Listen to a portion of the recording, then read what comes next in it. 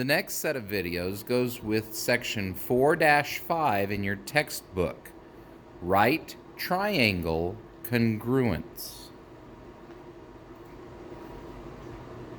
When we're looking at right triangles, it turns out that there's a special congruence procedure we can use if it's appropriate. I want to share it with you. It's called the Hypotenuse Leg Congruence. Remember, this only works for right triangles, since right triangles are the only triangles that actually have hypoteni. So, what in fact does it say? It says that if the hypotenuse and a leg of a right triangle are congruent to the hypotenuse and the leg of another right triangle, then the triangles are congruent.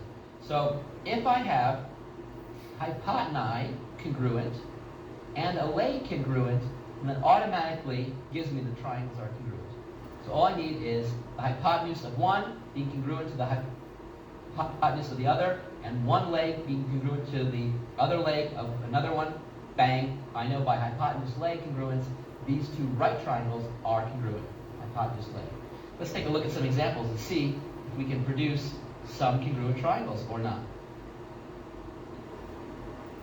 So the question is, this is a question for us, can we show, just from the given information, that this triangle is congruent to this triangle? Well, let's see. What do I know? I know they're both right triangles, and I know that the hypotenuse of this triangle is congruent to the hypotenuse of this triangle. Is that enough? Well, the answer is, sadly, no.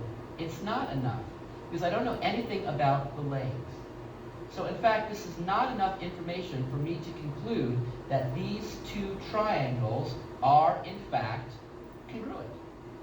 Not enough information. So can we do this? The answer is no, we can't. Let's take a look at this one. Here I have two triangles. And the question is this triangle congruent to this triangle, knowing what we're given? Well, I see that the hypotenuse of this triangle is congruent to the hypotenuse of this triangle.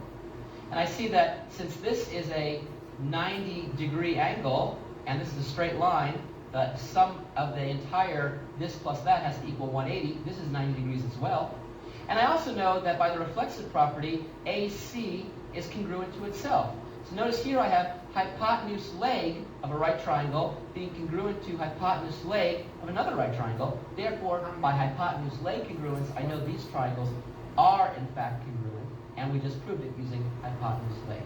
Pretty cool. Anyway, when you have a right triangle, you know hypotenuse, you know a leg, you should be thinking, maybe I can prove congruent triangles. I'll see you soon.